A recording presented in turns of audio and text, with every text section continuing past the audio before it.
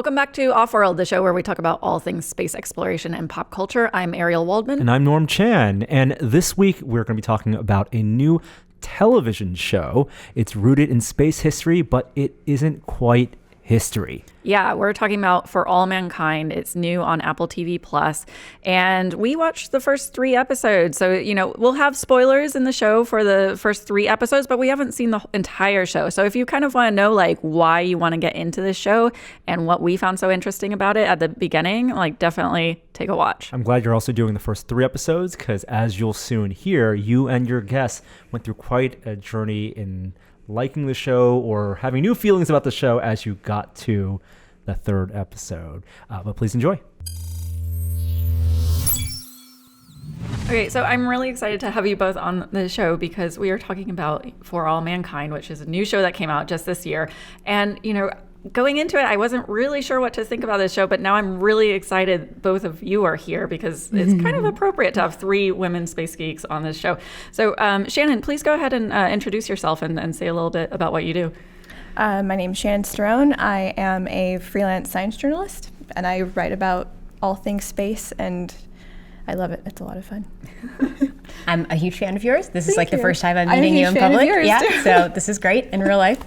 Emily. Yep, my name is Emily Calandrelli. I am a science communicator, space TV show host, children's book author. Awesome. Well, so yeah, For All Mankind. So we all agreed we're going to watch the first 3 episodes so that we get a taste of the show, but we don't reveal all of it to everyone for people who haven't caught up. So kind of, I guess, just getting right into it, what were some of the general things you appreciated about the show? Yeah, I mean, for me, when I first started watching it, I was like, ugh, another Apollo show. I don't generally like to watch space programs that relive the Apollo era, even though I love space, just because it's just a time during our history where women really couldn't do much of anything. And for me, I don't think it's mentally healthy to watch programs like that. But then in the 3rd episode, it really just took the rug out from under me, and I was like, oh, this is so different. And I got really excited. And so now I'm totally hooked because the focus is totally changed on the women, and what could have been if America focused on bringing women into space. So now I'm hooked. Yeah. And to get a little bit into it, the premise of the show was all about, what if the Russians landed on the moon first? And so in the show, they have the Russians land on the moon a month before we were due to land on the moon. And at first, it's a few different little changes to what happens to, the timeline. Some things are different. They shift characters around a little bit, but mostly the same. And then as it ramps up at the end of episode 2, this is a spoiler, but we've already warned everyone of that. At the end of episode 2, the Russians land the very first woman on the moon, and that really changes the game for everything. And then the U.S. is involved in trying to get women actually to the moon. Shannon, what were some just general things that you liked about the show overall? Overall, well, I went in completely ignorant of what the show was about. I was not expecting the red moon. I wasn't expecting Russia to land first. And while the first 2 episodes were kind of difficult to get into, I was a little bit bored and this is maybe stagnating a little bit. The premise really got me because I wondered how would things change. And I think the mix of historical references like the Mercury 13 and Wernher von Braun with this new timeline was surprisingly fascinating, but I completely agree with you. The 3rd episode hooked me. Yeah. I was frustrated because I was like, oh God, I have to watch the show. I mean, they took a long time to set up the context, but now it makes sense. So we've referenced the Mercury 13. I wanted to ask both of you what you thought about the folding in of Mercury 13 into this show's storyline, and I guess also explaining to our audience a bit of who the Mercury 13 were. Yeah, I mean, this is the first I had heard of the Mercury 13, and this is the type of show that will constantly have you looking stuff up on Wikipedia because you're is this a reference to something that actually happened, or is this something that the show is making up? And Mercury 13 is a real thing, and it turns out it was this privately funded program for to test potential candidates for women in space that had really nothing to do with NASA, but it was these 13 women that passed all of the same tests that the Apollo astronauts that all the Apollo astronauts passed. And so they were these female pilots that were really just as capable of going into space as all the Apollo astronauts. Yeah. Shannon, did you know much about Mercury 13 before? I didn't. I'd heard about it before roughly, but I didn't know too much about it, and I ended up going online as well and was like, is this a real thing? And it just adds to the context of what would have changed if we had brought them back into the fold, right, like officially with NASA. Because they had, I guess there was some like committee hearing they had in Congress where 2 of the Mercury 13 testified that we should have women in the space program. And they gave all of these arguments as to why that should be the case. Namely, they'd passed all the same tests that the men had passed, and NASA at the time had all these requirements to become an astronaut that women were prohibited to even try. They couldn't become these test pilots, like they couldn't fly jets. They couldn't do these things that were required to become astronauts. And so that committee hearing didn't really go anywhere. But I don't know. Seeing this made me so mad. I was going to say, like, it's conflicting feelings because you're like, there's these awesome women that like we weren't told about, very much, and that's really exciting. But also, wait, what? What? Why didn't we know this? Exactly. This is so incredible, and so that's what makes me hooked on the show. Because now I'm like, okay, this is cool. Yeah. What would have happened if they said yes at that hearing and then brought women into the program? Yeah, I really enjoyed it. Like I knew about the Mercury 13 prior to the show. And so when it came up, I was like, oh, good hat tip. But then they really made it part of the storyline. And I think I appreciated how they did that because in the storyline, they talk about how the Mercury 13 did get canceled. So it fully holds up to that part of reality, how there were all these women ready to be astronauts and the program got canceled and NASA never recognized it.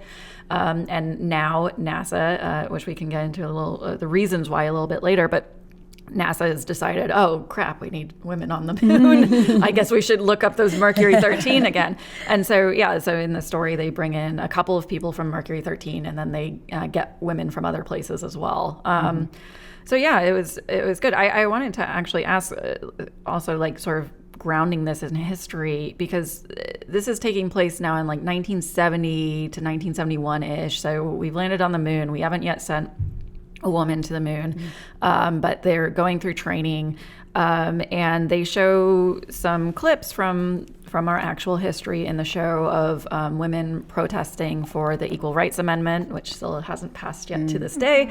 And then this is also set, in post civil rights era. So you have the Equal Employment Opportunity Commission at this point, but you don't yet have the Equal Employment Opportunity Act of 1974, which means it's still legal to discriminate on hiring people based on race. And so this group of women who are all training to be astronauts, they're all white women except for one woman who's a black woman. And I wanted to ask, like, given that the 1970s were like this time where women are protesting for more rights and there is like more effort going towards civil rights, like, do you think this is something that would have been embraced by the public, having this group of women training to be astronauts? What do you think, Shannon? I've been asking myself that since I watched the 3rd episode last night, and I don't know. We still struggle with that now. Yeah. And maybe it would have been different if we'd sort of gotten in at the beginning, but I don't know. I don't know either. But I think the thing that made it more realistic in the show was that it was part of this like competitive landscape where the Russians had landed a woman on the moon first. And so it wasn't necessarily like women are equal and this is why we need to do this at NASA. We need to bring women in at NASA for equality. It was like, no, we need to bring women in at NASA to beat the Russians. Yeah. So it's hard to imagine that happening any other way. And I mean, I even struggled with that being a premise because Valentina Tereshkova was the first woman in space in 1963, and the U.S. was just like, we're not doing that. It didn't change anything. But they sort of like give a throwaway thing in the storyline, and they're like, well, Nixon's numbers are down with women, and he's worried he's going to not get as many women voters. So I think the way they sort of say, well, now they want to compete with the Russians on women is by saying, oh, his numbers are down, and they're just so like, true. sure. As long as she's a pretty blonde. Right. Yes, yeah, they want her to be yeah. a bombshell blonde, and so in that way, it feels, I hate That to say accurate. realistic. Feels realistic, Yeah. yeah. I mean, okay, so there's some other instances of women showing up in the show, though. They do have a woman character in Mission Control who's the first woman in Mission Control, sort of based off of Poppy Northcutt, who we all adore and love. Yeah. Did you notice in that first episode, she passes a woman in the hallway and she's like, "Hi, Poppy." Yes. Yeah. I was They're like, totally they're doing the nod. Yeah. Yeah. Yeah, so did you have any thoughts on how Mission Control was portrayed? I certainly had some opinions about it, but I don't know. Did anything come up? I mean, they seem to keep it pretty historically accurate. It's full of white male engineers and one looked right. female. Yeah. Poppy. Yeah. I was a little sad because they kept Gene Kranz as Gene Kranz, and I adore Gene Kranz, and they sort of made him kind of say some really sexist I stuff, did not like some that. over-the-top sexist stuff. Yeah. And I was like, don't you destroy Gene Kranz. Yeah, He thank you for is a saying that. lovely man. Yeah. That bothered me. I didn't like that part. I bet he's not too happy about the show. I don't know. Who knows? But okay, so I guess the other plausibility question I had was how plausible do you think it might be that Nixon would have invested more in the space program given that the race didn't end? So, 1969, they beat us to the moon, and we do what we do, which is we move the goalpost and we say, oh, it's not about landing on the moon first. Yeah. It's actually about creating the first lunar outpost, and we're going to do that, and that will be the winner. So that's very accurate in terms of what America does all the time. But Nixon famously, really didn't like space exploration and wanted to just kill it all and let the space shuttle go by. But the space shuttle was sort of a compromise from what it was supposed to. So sort of more grander visions. Shannon, I know you do a lot of historical looks and everything. Do you think it might be plausible if we had not won the race as quickly that Nixon would have just been well, I guess we're investing more in space because it's, about winning? Or It didn't strike me as terribly realistic, but at the same time, if we'd really lost like that, if Russia had gone to the moon first, it's very possible. I mean, if you look at today's landscape, it's sort of similar. I don't think the administration particularly is passionate about going to space, but it's a matter of competition. Mm-hmm. So you put the front that you need to go. Yeah. So it's possible. I know he didn't really care for NASA and space exploration, so. Yeah, it is an interesting question, though, to imagine, would it have been better overall if the Russians did beat us to the moon? would there be more public enthusiasm for it or less? Would it fade away, or would the public only pick up more speed and more momentum? Right, because we haven't had that level of competition in a very long time. Yeah. And it's probably no coincidence that we haven't been back to the moon in an equally long time. So I don't know. It's hard to say. Yeah. I mean, one of the things actually I wanted to ask about extended enthusiasm for space geeks like us is there was a really cool small thing. I think it was in the third episode. I can't remember, but it was either in the second or third episode. They discover water on the moon in 1970. Now, for those that don't know, water on the moon is typically slated with being discovered in 2009. Different people debate who discovered it first, but a lot of people say 2009 with L-Cross. And the whole point of water on the moon is that you can make rocket fuel and you can, support habitats on there. And so they, in their timelines, because the race didn't stop, they kept surveying the moon in 1970 and discovered a significant amount of water. And I wanted to know your thoughts on sort of if you felt that that's a big enough of a scientific discovery that alone could have maybe changed our activities in space. If we would have done more, had we discovered we could be making rocket fuel on the moon when we have rockets already going to the moon. Yeah, I mean, that felt a little bit unrealistic to me because, like, even now we're like, well, that's great, but there's so many other steps that need to happen in order for that discovery to be made useful. But I think that could be a little bit of an impetus back then when we already have a lot of funding and public support for going to the moon, but probably not enough to be like, oh, yeah, now we can do a moon base. I agree. I think that it would have been something to get us back there maybe, but in terms of the technology, we might have gone and said, oh, there really is lots of water here. Now what do we do with it? And we're stuck in the same, it's 2019 and we're in the same position where it's like, that's great. There's water. I'm curious. How do we get the water out? Since we haven't seen the remaining episodes, like I'm curious if they'll show people using the water somehow and sort of come up with a creative way for how they figured out how to, make it useful. Or maybe it's just like big iceberg glaciers and craters, and thus it's very easy just to go and grab one. That would be convenient for television's sake. I love that he says at the end of that episode when they're talking about explaining how to extract the water, and this is why this is valuable to find water ice on the moon. And he says, so we're just going to go explore the entire solar system. Like, it's now open to us. Just like that. Just like that. There's a lot of references to like going beyond Mars and exploring the whole solar system that Yeah, like, but I mean, that hooked me. I'm like, are they going to explore the whole solar system? Maybe this turns out to be the Expanse. That'll make a really cool show. This is the alternate timeline that leads to the Expanse. Oh my gosh. Okay, so another thing was you see, because the race is being extended, you see more people talking about the militarization of space and maybe turning the lunar base into a more of a military base. Like, how did that strike you? Is that something that really like NASA would have, like if the race extended, NASA would have kept getting more folded into military and less civilian? I think so. Yeah, I mean, if they were convinced that the Russians had a foothold on the moon, sort of seems plausible. Yeah. I feel like that's sort of a natural progression of, the military has more funding, and it is if there's a security threat, then they would.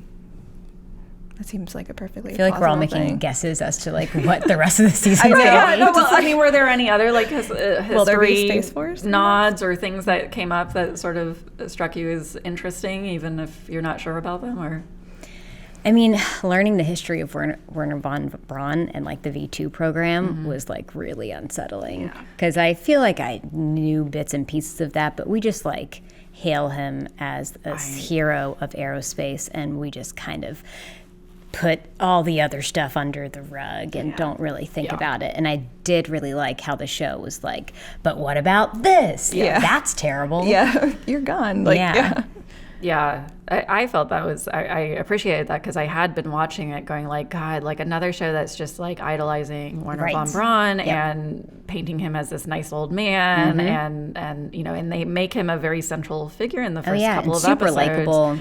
Because in reality, he was head of Marshall Space Flight Center in Alabama, but they have him in the show being kind of, head of Houston, more or less. And then they do an about face and they're like, by the way, he was a Nazi and like, absolutely involved in being a Nazi, and I was like, oh, thank you for like saying that, because a lot of people just gloss it over. Yeah, I was Googling that today, and it was like more people died building the V2 than were killed by the V2 because they used slave labor to build it. And I was like, oh, that's a terrible fact that I now know. Like, but I'm glad that the show brought that to light because I did not know that before. Yeah, and I think they, when the episode 2 concluded, I think they did it actually a good job of doing it in the end, because they also started the episode with showing a clip of Werner von Braun with from a Disney film, and he did a collaboration with Disney, and like they were talking about the future of space with Disney as very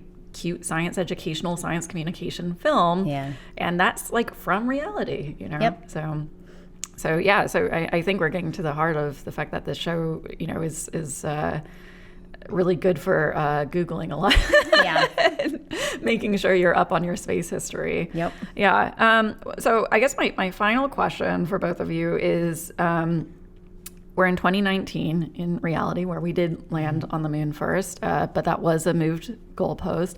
And, you know, just this year, we finally had the first all-women spacewalk happen in 2019. And obviously in the show, it moves up the first space flight of women happening in the 70s rather than in the 80s for American women. You know, what are your thoughts on like watching this show, but also knowing where we are in reality, and sort of like, you know, what thoughts do you have on like what's missing in space today? I know it's a big question. Yeah. I mean, in general, I just feel like this show makes me so sad in a way that there was this huge missed opportunity way back when we had this like triple threat of all the resources we needed, the congressional support, the public support, all the money that we needed to go into space.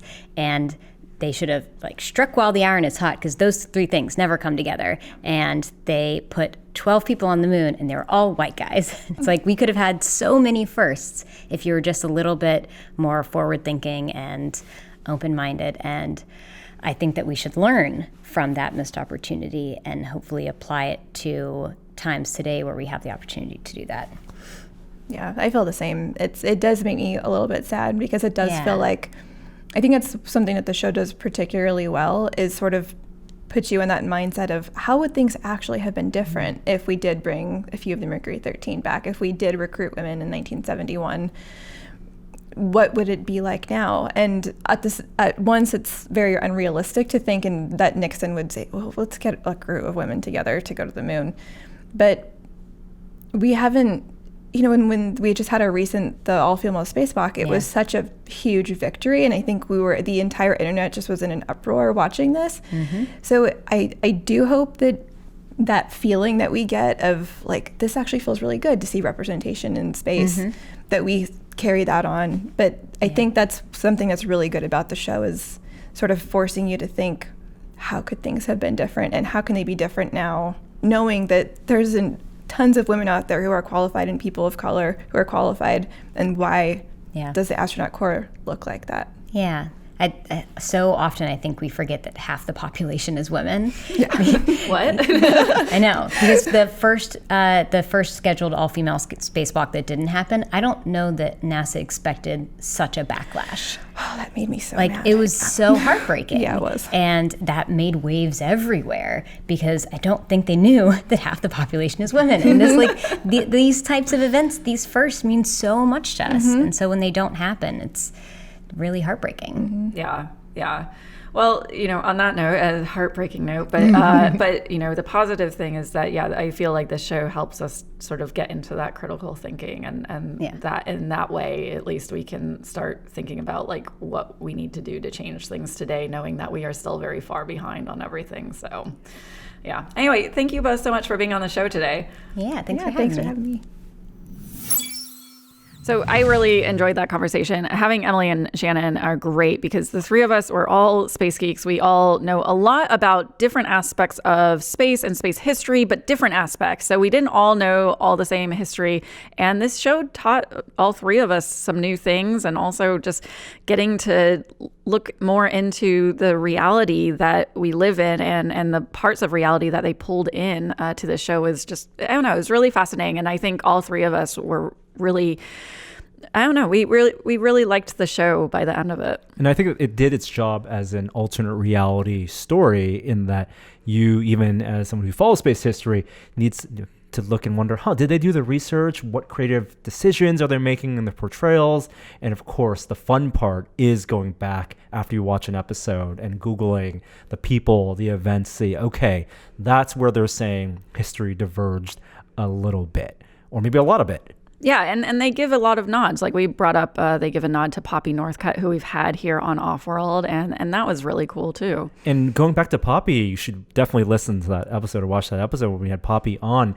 She brought up the fact that back in 69 and 70, after the moon landing, enthusiasm in space exploration, the race was over, it really waned. And so that's where this show is talking about what would happen if there was momentum. Right. Yeah. Regardless of the politics of it all and why things were happening, right? That momentum is something that we all can agree is something we need today. Yeah, and a key part of that was the folding in of these bits of reality, in addition to giving a nod to Poppy, but it was folding in Mercury 13, which I was just really excited about because I had heard of Mercury 13 before, and I thought it was really a smart way of making Mercury 13 now relevant in this alternate history timeline. And while this show is on Apple TV Plus, I'm going to give a shout out and recommendation to a documentary on another service, Netflix.